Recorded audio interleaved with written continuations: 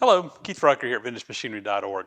Guys, today we're going to be kind of just doing a little bit of an update of some things that are going on around here, going on with me, and a little bit of a shop update as well.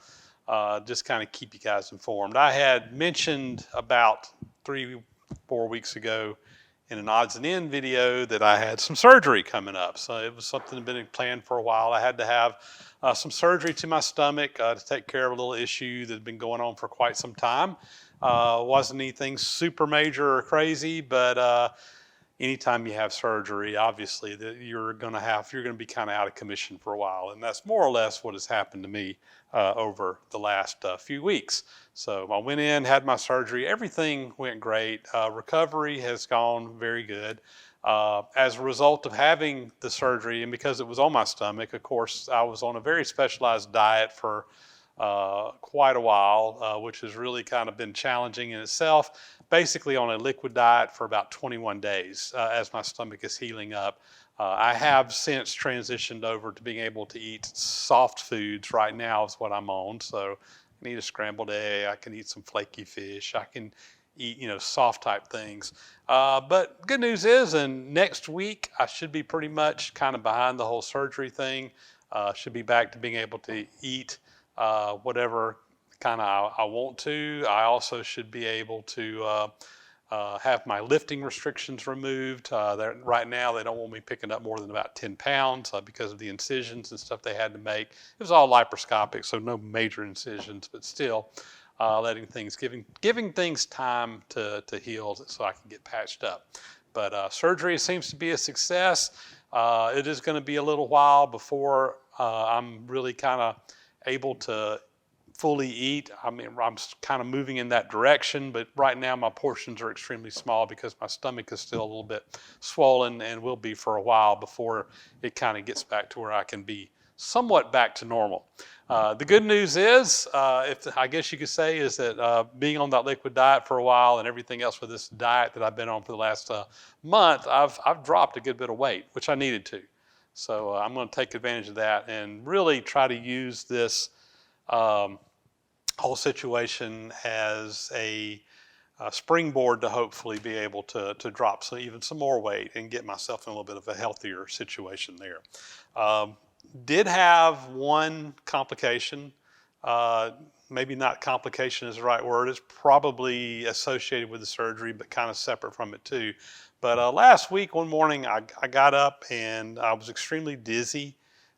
Even sitting down, I was dizzy. I tried to take my blood pressure. My blood pressure was so low that my blood pressure cuff would not even read it. After talking with my doctor who did my surgery or whatever, they advised that I go into the hospital to get checked out in the ER, which I did. And basically what was going on there was I had gotten fairly dehydrated because of the liquid diet and not drinking as much as I should have been. I really thought that I was drinking enough. I was following their guidelines that they were going, but regardless, I got dehydrated. And the thought is that when I got dehydrated, it put me under some stress, and my heart reacted to that.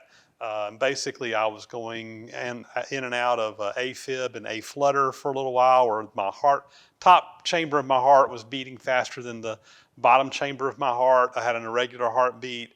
And as a result of that, I had very low blood pressure, very high heart rate, very low blood pressure. I ended up spending 3 nights in the hospital while they got some medications worked out that kind of got that straightened out. Then I went back home. And since I've been back home, I appear to be doing just fine. Everything looks good. They do have a heart monitor on me that I have to wear for a month. They're doing a heart study on me, and I'll be going in to visit with a cardiologist beginning of February and see the results of all that and come up with a game plan. As far as I know, everything is good. They're watching my heart. They said that if they saw anything that concerned them, that they would call me in to go see the doctor or get me back to the hospital. But so far, everything has been great. I talked with the cardiologist's office just the other day, and they said, yeah, everything looks good right now. Hopefully, it was just the dehydration that kind of triggered that, and my heart's kind of gotten back into the beat. But we're going to, of course, play it safe and get everything checked out. and make sure everything's good there. But anyway, just kind of giving you a little personal update of the kind of crazy things that's been going on with me. As a result of all this, I really haven't been out in the shop much. I actually have been this week piddling a little bit, but not doing anything heavy whatsoever. But I am feeling much better. I am back on my feet. I am hopefully here next week we'll be able to get back out into the shop and kind of somewhat back to normal again. I'll probably still take it easy for a couple of weeks just to be on the safe side. I'm probably not going to be, trying to pick up like the table for my horizontal boring mill for another week or two just to make sure everything's cool. But anyway, that's kind of where I'm at now. Everything looks great, guys, but yeah, it's been a rough month. December this year was not the greatest.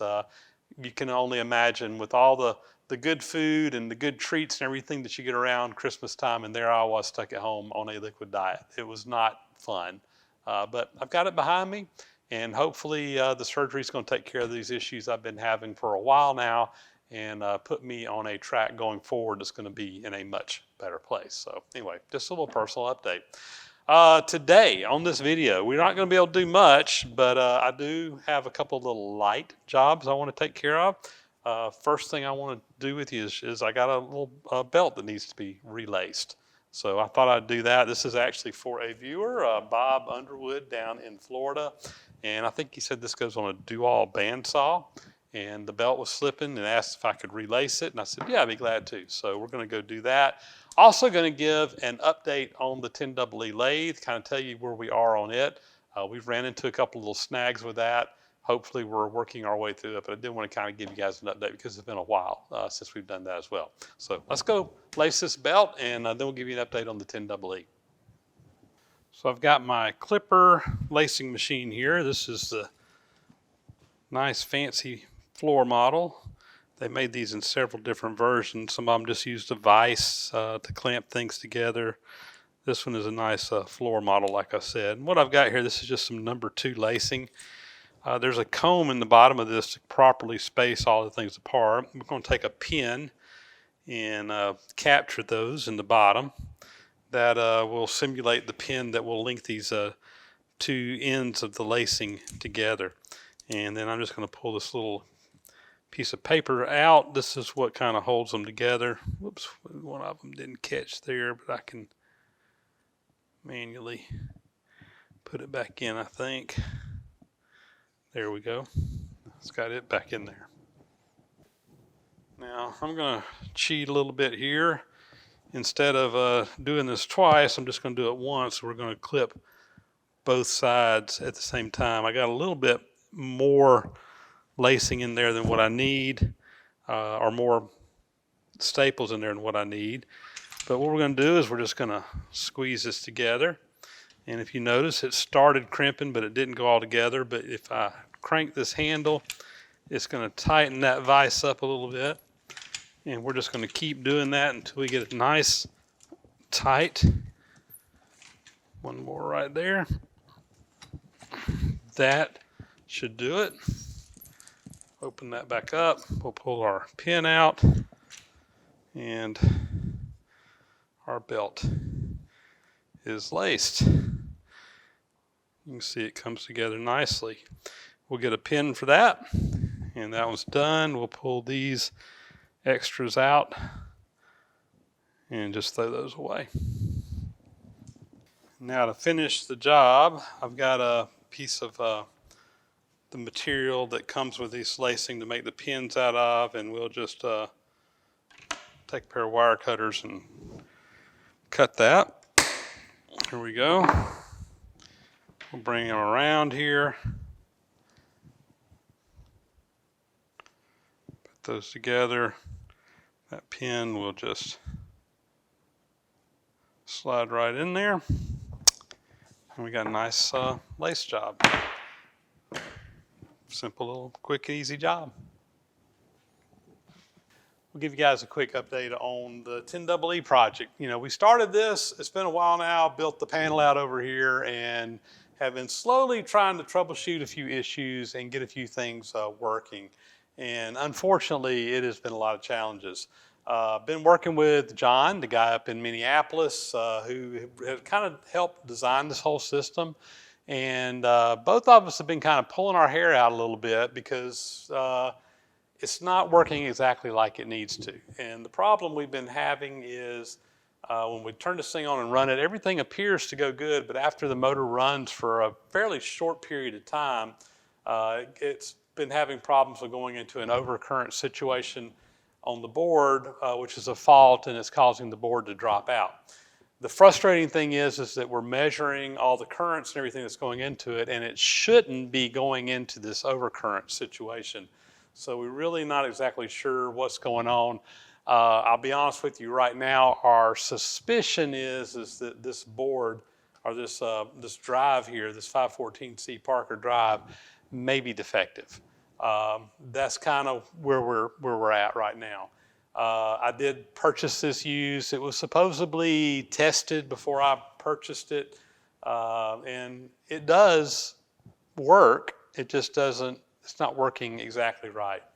So this past week, I actually had Nils Lima, who is a friend of mine from up north. He goes down to Tampa every winter. He came and spent about a day, really almost 2 days in the shop with me. And he is an expert on doing this kind of control wiring and these drives and things like that. And he got on the phone with John. They did a lot of troubleshooting with all these meters way over my head of what I'm capable of doing. And again, at the end of the day, the general consensus is that we probably have a bad drive here. So what's the game plan? I have been talking with a viewer that is also in the process of retrofitting a 10EE. He has a Parker 514C drive. He ended up choosing to go a different route on doing his. But he had the 514C drive. He's actually going to ship me his drive and let me swap it out and put it on here and see if changing the drives fixes the problem. If it does, he told me he would sell me his drive for what he's got in it. It was a good price. I'll probably just buy it. If it doesn't work, then I'll send him his drive back, and we're just going to basically go a different route on the drive. There is another option out there for a different drive that we can put on here. So right now, I don't know exactly which direction we're going to go, but the current setup with this one here is that there is some issues. Now, if we swap them out and everything works great, there is the option I can send this drive off and have it repaired.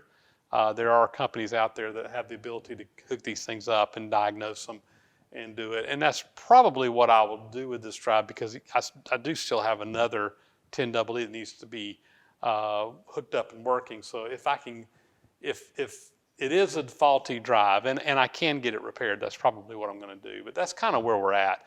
And it has been a long road of doing a lot of troubleshooting to get to the point where we've come to this conclusion. And it has probably taken longer than it should, because I'm literally been on the phone with John multiple times with him kind of telling me what to do and walking me through the process of troubleshooting these things.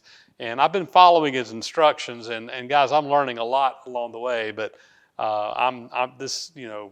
he talks a different language than I do when it gets to this kind of stuff. Again, fortunately, when Nils was down here this week, they taught the same language. So they were able to really dig into this thing a lot deeper than I could in the short period of time that they worked together on it versus what I'd have been able to do. So a big, huge thank you to Nils and John both in helping me with this. So we're not, it's not by any means figured out yet, but hopefully we're on the path to coming up with a good solution. When I get that other board, we'll swap them out and see if we can get everything working like it should. And if that does go, we'll just move forward and hopefully have this thing wrapped up before too terribly much longer.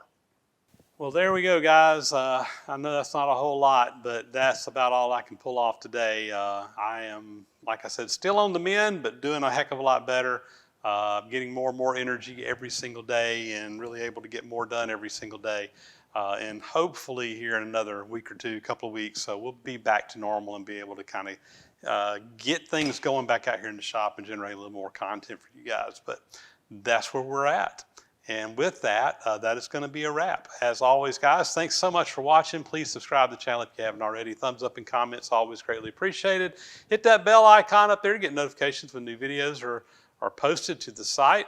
As always, big, huge thank you to my supporters out there who support through Patreon, PayPal, etc. We really couldn't do everything we do without your help. So, as always, guys, again, thanks for watching, and we'll catch you on the next video.